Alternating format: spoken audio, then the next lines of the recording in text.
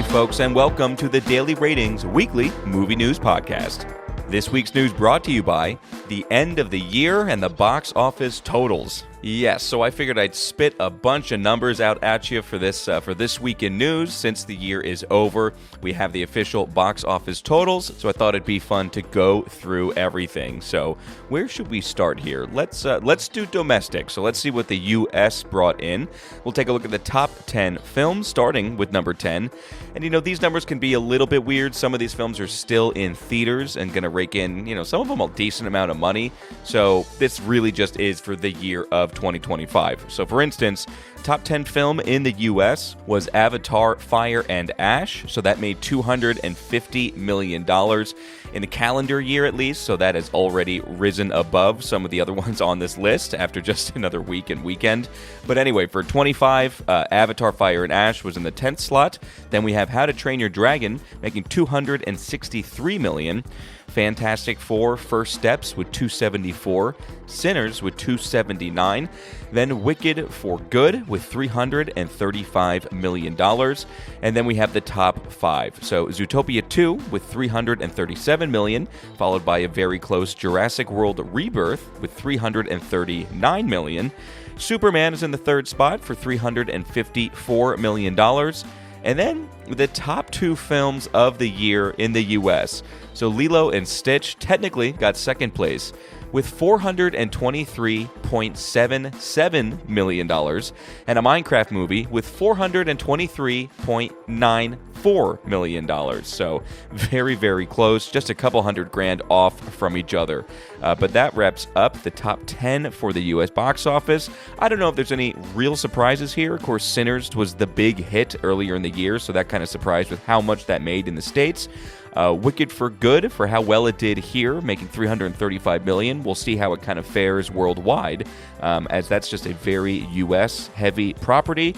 And I guess, unsurprisingly, kids rule, with Zootopia, Lilo, and Minecraft getting into the top 5, and dinosaurs still do really well, kind of no matter how good or bad the movie is, with Jurassic World Rebirth in the 4th slot.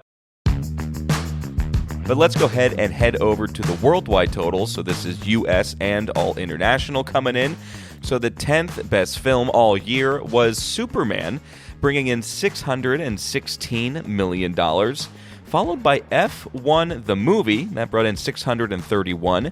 How to Train Your Dragon was 8th with $636. We take a pretty big jump then with Demon Slayer Kimetsu no Yaiba Infinity Castle, and that made $720 million. Jurassic World Rebirth, man, $870 million. And then we have the top 5. So a Minecraft movie made $958 million, with Lilo and Stitch doing a little bit better, and that made $1.03 billion. Avatar: Fire and Ash, with just a couple weeks in 2025, made $1.08 billion. Zootopia 2 with $1.58 billion. That did incredible international sales, especially in China. And then the number 1 film this year, by kind of a landslide, was Ne Zha 2, the Chinese animated film. That made $2.24 billion. And the crazy part of it is $2.2 billion just in China alone. That was in every movie theater, being pumped out like crazy. I don't even know how the Chinese box office works and their theater runs work. Did they just shut down all other films and only playing Ne Zha 2? I mean, who knows? It's kind of super surprising to see how well Zootopia did, and yet how Avatar: Fire and Ash is not doing nearly as well. So I don't even know how that works. Regardless, Ne Zha 2 made $2.24 billion. And then we'll see with Avatar. Again, that's got a long runway. I wouldn't be surprised if that sneaks in to the 2nd position when all is said and done. It'll be very surprising if that beats out Ne Zha 2. It probably won't, but it could get close. Okay, so some other statistics here for you. Let's talk about studios. The top 5 studios within the United States, at least.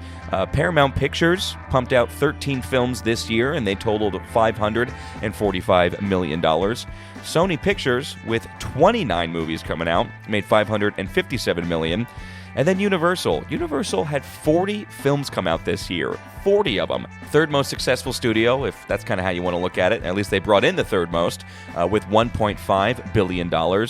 And Warner and Disney had a very good year. Warner Bros. Had 13 films come out and made $1.86 billion, and Walt Disney had 14 films come out and they made $1.9 billion in the U.S.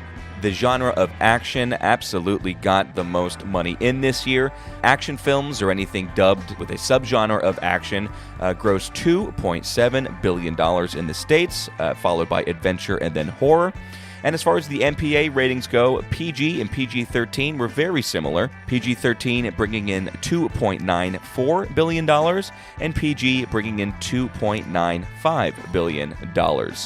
So that's pretty much the breakdown. Let's get into the box office true totals of the year. So in the US and Canada, the entire box office, when you add everything up, basically that made $8.8 to kind of $8.9 billion. It's not terrible. It's about a 1 to 2% growth over last year. Still touches nothing, though, from like 2019 pre-pandemic. And then worldwide, not a terrible worldwide total. Around the globe, films brought in $33.5 billion, and that was up from $30 billion in 2024. But once again, kind of not getting close to the over $40 billion years that we had pre-pandemic. There were some good signs, though. You know, it's not all terrible news as far as theaters are concerned. Netflix deal or not, people were going to the theater this year, and a little bit more than last year, so I guess that's good to see.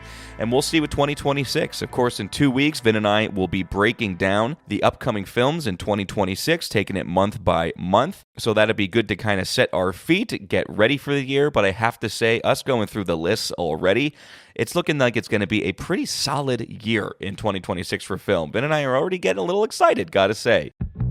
Anyway, so that was kind of your movie news for the week, breaking down the numbers, the box office of 2025.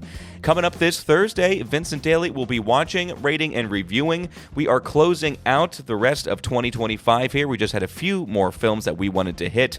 So we are covering Nuremberg, directed and written by James Vanderbilt. Then a Norwegian film getting some recognition. That's Sentimental Value, directed by Joachim Trier. And finally, we are covering No Other Choice, a Korean film made by Korean director Park Chan-wook, who we actually covered a little bit earlier in the year.